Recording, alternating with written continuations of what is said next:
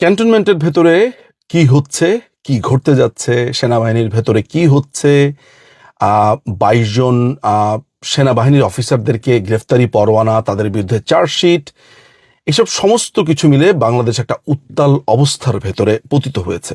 সারাদিনই এই প্রশ্নগুলোর সম্মুখীন হচ্ছি এবং খুব বিনীতভাবেই আমি চুপ থাকার নীতি অবলম্বন করেছি। বিশেষ করে সেনাবাহিনীতে কি হতে যাচ্ছে, মুভমেন্ট হচ্ছে কিনা, সেনাবাহিনীর বিভিন্ন বিষয়ে চুপ থাকাটাই আমার কাছে এই মুহূর্তে শ্রেয়। যা হওয়ার সেটা মানুষ দেখতে পাবে।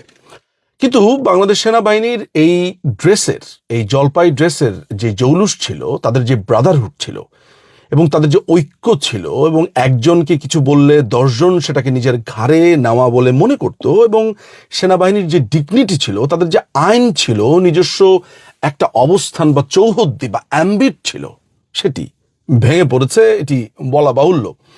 শুধু সেনাবাহিনী কেন, বাংলাদেশের জুডিশিয়ারি, বাংলাদেশের এক্সিকিউটিভ, পার্লামেন্ট ডিসলভ হয়েছে, এডুকেশন সিস্টেম, ফাইন্যান্স, মেডিকেল ব্যবস্থা, সর্বোপরি পুরো সামাজিক বন্ধন ৫ই অগাস্টের পরে যেভাবে মুখ থুবড়ে পড়েছে, যেভাবে এক ভয়াবহ গৃহযুদ্ধের দিকে আমরা ক্রমাগতভাবে এগিয়ে চলেছি। গৃহযুদ্ধ শুরু হয়ে গেছে, আসলে অস্ত্র হাতে গৃহযুদ্ধটাই এখন শুধু বাকি আছে বলে আমার মনে হয়।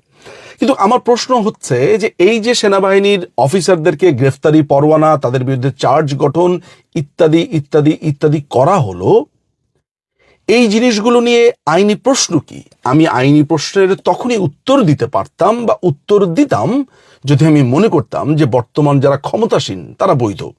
তারা যেহেতু অবৈধ, অসাংবিধানিক এবং জোর করে এখানে বসে আছে, ফলে তারা কি করলো না করলো, কি চার্জ গঠন করলো, কি করলো, সেসব নিয়ে আমার একেবারেই মাথা ব্যথা নেই। আমি জানি এটার রেজাল্ট শেষ পর্যন্ত কি হতে পারে এবং আমি সার্টেইন এই ব্যাপারে।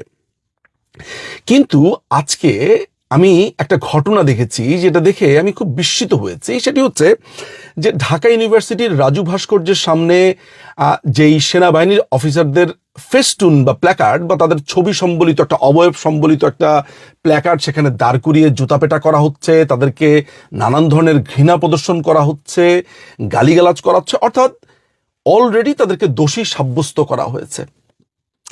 যেই সেনাবাহিনীর অফিসারদের বিরুদ্ধে যদি কোনো অভিযোগ থেকেও থাকে, সেটি হওয়া উচিত ছিল আর্মি অ্যাক্ট 1952 অধীনে, যেটি সংবিধান সিদ্ধ। সেটি তো করা হয়নি, বরঞ্চ ক্যান্টনমেন্ট থেকে মাত্র ৩-৪ কিলোমিটার দূরে ঢাকা ইউনিভার্সিটিতে এই অফিসারদেরকে ক্রমাগত অপমান করা হচ্ছে। ক্যান্টনমেন্ট সম্পূর্ণ চুপ, ক্যান্টনমেন্ট কিছুই বলছে না। গতকালকে বা পরশুদিন একটি সংবাদ সম্মেলন দেখতে পেয়েছি সেনাবাহিনীর পক্ষ থেকে। মনে হচ্ছে যে তারা ভয়ে সন্ত্রস্ত, কি করবে বুঝে উঠতে পারছে না। অথচ তাদেরই কয়েক কিলোমিটার দূরে যখন বিচারের আগেই তাদের বিচার হয়ে যায়, সেটি নিয়ে সেনাবাহিনীর কোনো সংবাদ সম্মেলন নেই, কোনো প্রতিবাদ নেই, কোনো ঘৃণা প্রদর্শন নেই। অথচ আমরা জানি বাংলাদেশের সংবিধান কিংবা ইন্টারন্যাশনাল যে কোনো ধরনের লিগ্যাল নর্মসের ভেতরে প্রচলিত কথাটি হচ্ছে presumption of innocence, not guilty before the trial.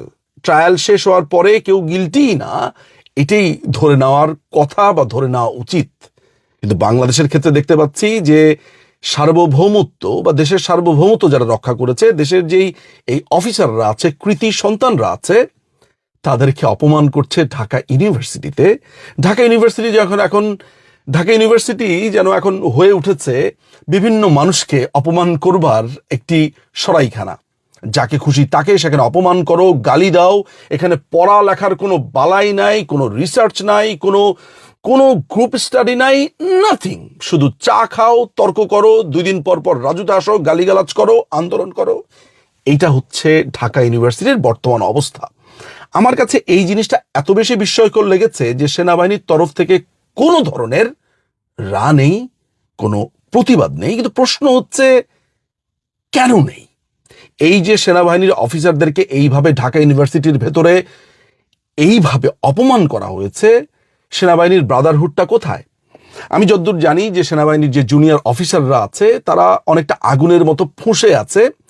অনেক জেনারেলদের অবস্থাও এমন, অনেক সৈনিকরা ব্যক্তিগতভাবে যোগাযোগ করে এমন সব কথাবার্তা বলেছে যে আমি জানি না যে এই অগ্নিগর্ভ অবস্থা থেকে মুক্তি কি হতে পারে বা ভবিষ্যৎ কি আছে, সেগুলো আমি অদৃষ্টের হাতেই ছেড়ে দিচ্ছি।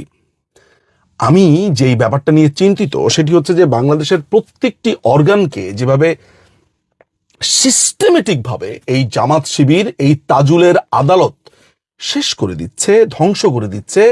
ওই 1971 সালে পাকিস্তান যেটা বলেছিল যে তোমাদেরকে দেখে নেব, এই দেখে নিতে তাদের 54 বছর লেগেছে। শিবিরের একটা আস্ত মাংসপিণ্ড তাজুল ইসলাম, যে রাজশাহী ইউনিভার্সিটির একটি মার্ডার কেসের আসামি, সেই ছেলেটিকে দিয়ে এখন ট্রাইব্যুনাল সাজিয়ে এই টিকটিকি, এই তেলাপোকার বাচ্চা এখন সেনাবাহিনীর বিচার করছে।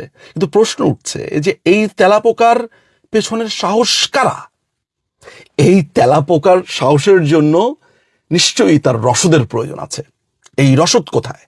এই রসদ কি এখানে যে যারা মিয়ানমারে আপনার করিডোর করছে, বন্দরগুলো নিয়ে যাচ্ছে, গ্যাসের ব্লকগুলো নিয়ে যাচ্ছে, সেন্ট মার্টিন নিয়ে যাচ্ছে, বা যাদের কাছে পুরো দেশ বিক্রির চুক্তি করা হয়েছে সেই আমেরিকা, নাকি অন্য কেউ, নাকি খোদ সেনাপ্রধান নিজেই? আমি জানি না যে সেনাপ্রধানের কোনো ধরনের ইঙ্গিত ছাড়া তাজুলের মতো একটা শিবিরের বাচ্চা সেনাবাহিনীর অফিসারদেরকে চিঠি পাঠাতে পারে, এটা আমি বিশ্বাস করতে চাই না। আমার কথা ভুল প্রমাণিত হলে, ভুল হলে সবচাইতে বেশি যেই মানুষটি খুশি হবে সেটি আমি নিজেই। আমি এটি মানুষকে ভাবতে বলবো যে সেনাবাহিনীকে তাহলে ভেঙে দিতে চাচ্ছে। এই সেনাবাহিনীকে ভেঙে দিয়ে কি উদ্ধার করতে চাচ্ছে? আমাদেরকে কি বাইরের কোনো শত্রু হঠাৎ করে আক্রমণ করবে, এই ধরনের কোনো ফন্দি করা হচ্ছে?